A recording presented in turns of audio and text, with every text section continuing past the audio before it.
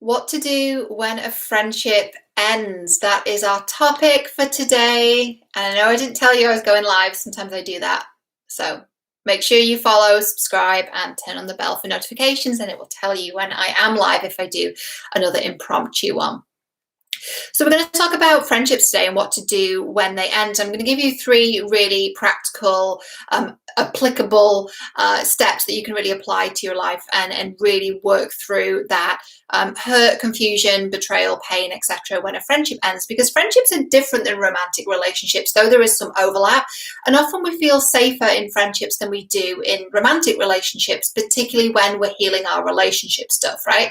So when a friendship ends and that friendship has lasted longer than some of our relationships, it can be a little bit disconcerting, and we can feel a bit discombobulated. We can feel like the rug's been pulled from under us, and it can really shake our foundation. So what do we do when a friendship ends, and how do we actually not only move through that and quote unquote get over it? I don't really like that phrase, but you know what I mean, like move through the pain and the hurt of that. Not only that, but how do we actually learn from it and have better relationships as a result, better relationship with ourselves and with others as well. So before we dive in, I'm going to do a couple of things. I'm going to let you know who I am and what I do and how you can work with me. So if you haven't met me before, I'm Cheryl Muir, relationship expert, relationship whisperer, slayer of dating drama, conqueror of shitty relationships, all those things. And that's what I do. I help you overcome dating drama and really build healthy relationships, not just in love, but in every area of your life. There are a number of different ways to work with me. There always are. I have courses. You can work with me privately. Two offers I really want to talk about today or mention is that we have Radiance, which is my brand new mastermind. It's really high. So if that's what you're looking for that really high touch support with me in a really intimate group. It's going to be a group of 3, maximum 5 women. It is just for women, this one. Then that is available to you. It's a 3-month mastermind, and the details for the Radiance Mastermind are down below. I also have a brand new course / bundle called the Kickstarter Collection. So what I've done is all the coaching calls that we've been having, the monthly coaching calls we've been having since December, I've bundled up the recordings, because at the start of the call I would teach on a particular key area, and I've got the recordings and bundled them up to teach you the 7 key areas in relationships that's really going to help you understand why relationships have been hard. And there's a really, really great training in the Kickstarter collection called Open Your Heart, and it talks about how this very, very thing, how to overcome this betrayal in friendship. So the details for the Kickstarter collection bundle and also for the Radiance Mastermind are down below. So let's get into this then. How do we get through this feeling of, God, this friendship's ended and it's like stabbed me right in the heart? How do we do that? So the first thing is emotions. Step number 1, quadrant number 1 is emotions. So what is it you're feeling? Right? What's coming up for you? What's your emotion? Can you name it? Can you label it? Can you articulate what you're feeling? And can you also try and understand where it's coming from? So sometimes it's not that deep. Sometimes it hurts because someone's done something that's hurtful, or sometimes it's we're feeling grief because a really important friendship to us has ended and there's a natural grieving process.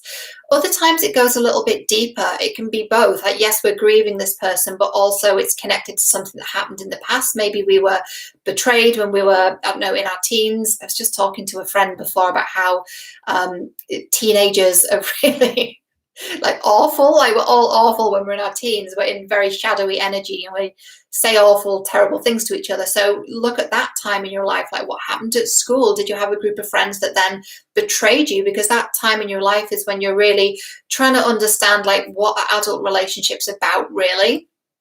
And if something happened at that time that wasn't positive, it might have anchored in a belief about relationships that's really not serving you. And so even though this friendship has ended, maybe it's reminding you of something that happened in the past. And so it's like a double whammy, grieving for what happened now, but also being reminded of that wound from the past, and it's kind of rubbing up against that. So it's worth looking at that.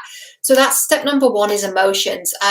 I touched on beliefs. I don't know how much I want to go into this here. It's really in the 35-minute training in the Kickstarter collection where we really go deep in this. I actually recorded that training just on Monday, so it's fresh. It's one of the best trainings I think I've recorded in a long, long time. Though they're all good. I really love this one. So we really go into this process in more detail. So I'll just touch on this real quick, but It's also worth looking at the beliefs underneath the emotion. So if you feel, if it's a normal sadness, like a sadness and a grief at the end of the relationship, that's one thing. But if it feels devastating to the point that you feel incapacitated, it's worth looking at what belief is going on underneath. So is the belief something like, people don't stay, I'm always left, I'm always abandoned, or I can't trust other people? So if it's something like that, then no wonder it feels devastating, because that belief is creating a worldview and an experience where you're left and abandoned and betrayed, and that's just not a good way to live, right? So it's worth looking at your beliefs too. And we can change our beliefs, they're not set in stone. I mean, just look at what's happened over the past year. The beliefs we all have about certain things have changed. Our view of the world has changed given what is going on. I'm not going to go any further with that, but if you follow me on Twitter, you know exactly how I feel about what's going on right now. I think it's fucking nonsense, but that's another story for another time. So number one, emotions. How are you feeling? And then how can you release that? So how can you actually release those emotions? If you're feeling sadness, if you're feeling anger, how can you move through that? And that doesn't mean let's turn on Netflix or scroll through Instagram for 3 hours until our eyes are red. How do we work through that emotion? So if you're feeling sad, you know, yin yoga could be a really beautiful thing to really release that sadness from your body, or a walk in nature, or whatever it might be for you. Just watch that you're not going into old habits there of trying to numb out. If it's anger, then we have to physically release that from the body. I just got an email before from Mental Health magazine, who published a piece I did for them about anger. So maybe I'll share that on the socials too. So look out for that post. I'll put it on YouTube as well. And what I say in that article is that we can't meditate or pray or journal anger away. We have to physically get it out of the body with something like HIIT training, kickboxing, something really physically intense, punching a pillow, you know, all that good stuff. So what are you feeling, and how can you release that from your body? It might be helpful also to write a letter to this person. Don't send it to them. Write a letter and then burn it. That can also release a lot too. It can be quite cathartic and quite therapeutic. Step number 2, your lessons. So this is about personal responsibility and ownership. I know when a friendship ends, particularly when things have gone really sideways, we're like, oh, shit's hit the fan, this person's terrible. Maybe they are terrible. I'm not denying that. Perhaps they are. You know this person better than I do. And it's also helpful to look at our side in this, right? How have we contributed to the dynamic? How have we played into old patterns? How have we allowed this person to treat us in a way that didn't really honor who we are and what we deserve, right? We're all equally special and worthy and deserving of love and having our needs met. So if we haven't advocated for our needs to be met, or haven't set a boundary, or haven't communicated well, or we've done that thing that I used to do and that I caught myself doing in a relationship recently, which is to, and let me know in the comments if you've ever done this, if it resonates, because I've really not taught on this before, where you dial up a certain quality that person likes, and you kind of turn the volume down on a quality that they've really shamed. And it's not a conscious thing, it's just a people-pleasing, chameleon, fragmented self thing, whereby we know that this person likes it when we're really buoyant and fun and goofy, so we play up that side of us, but they don't like it when we're really passionate and really fire, and they call that aggressive, so we make sure we don't do that around them. It comes from trauma and coping mechanisms, and I caught myself doing that in a friendship. I'm like, oh, that's interesting. How did that happen? And I know how it happened, but it's just that self-reflection of looking at the friendship and seeing, well, what did we do? How did we contribute to it? And how are we partly responsible for what occurred? So this is really about looking at what could you have done differently or better. So again, with the communication, with the needs, with the boundaries, and then knowing that, what action are you going to take? So it could be, you know what, I'm kind of shit at saying what my needs are. Oh, I did a video on that the other day, I think. Did I? Yeah, I did. A 20-minute video. You'll need your journal for it. It's really, really deep to help you really understand, like, well, what are your needs and how do you communicate them?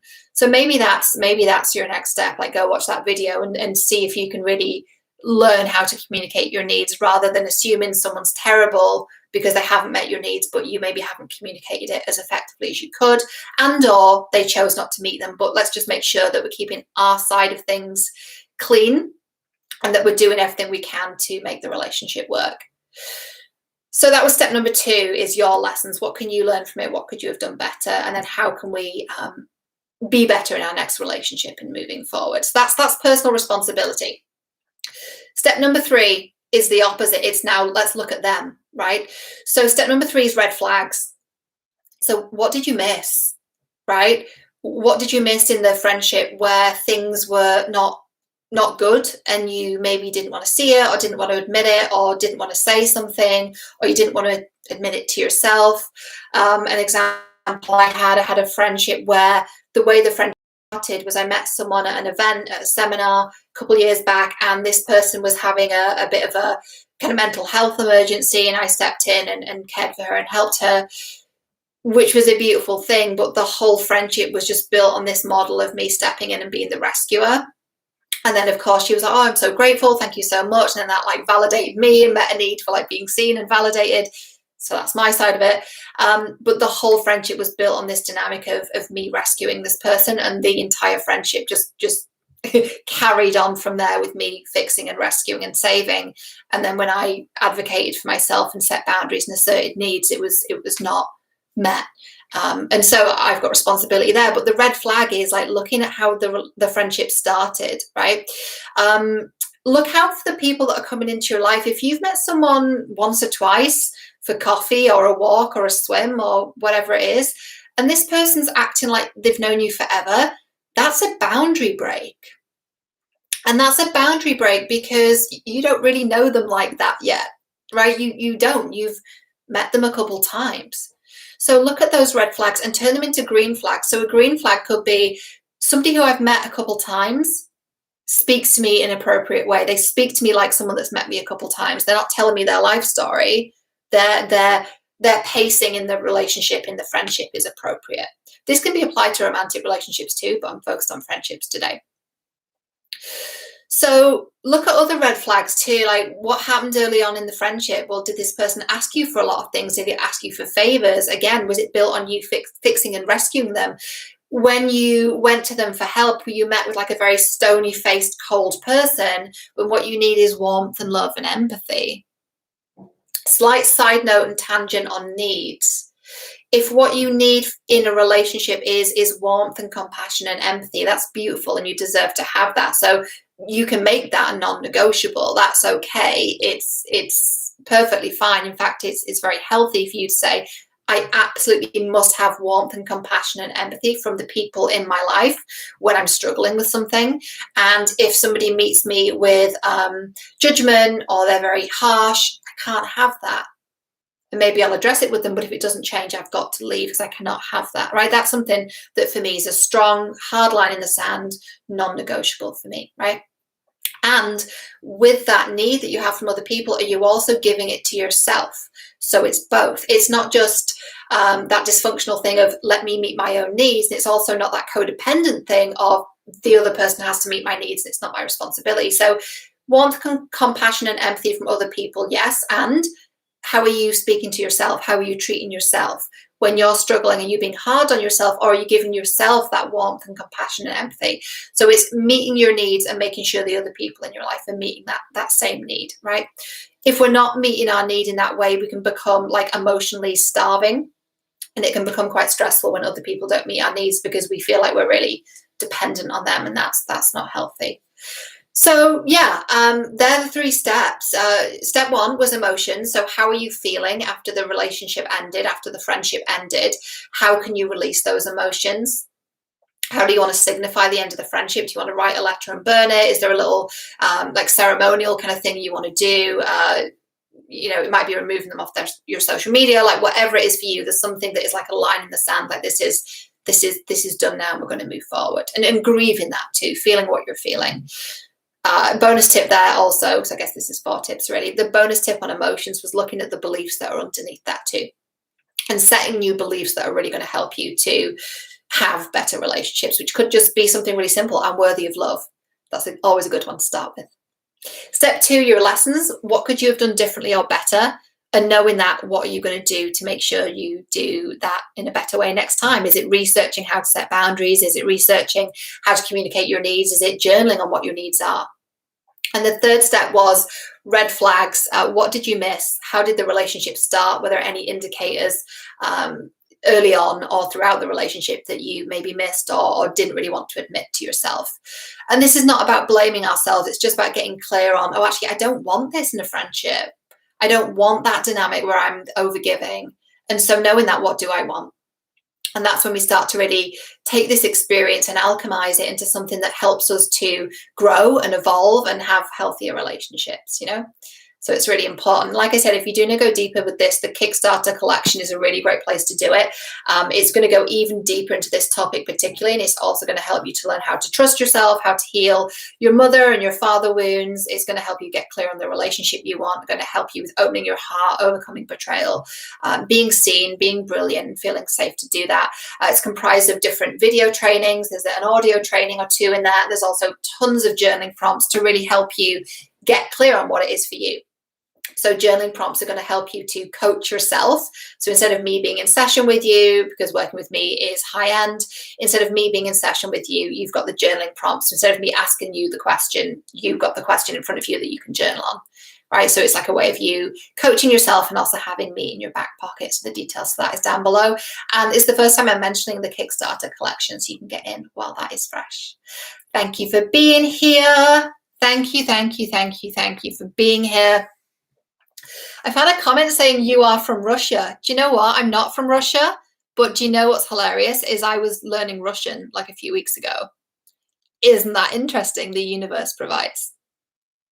And the person in the comments is also saying, hear me, I hear you and I see you. You are seen, you are heard. So thank you for joining us today. I hope you really enjoyed this. I hope it was helpful. If it is, drop me a comment down below, like the video and share it. That really helps me to tickle the YouTube algorithms and helps me to reach more people and really help them with this work.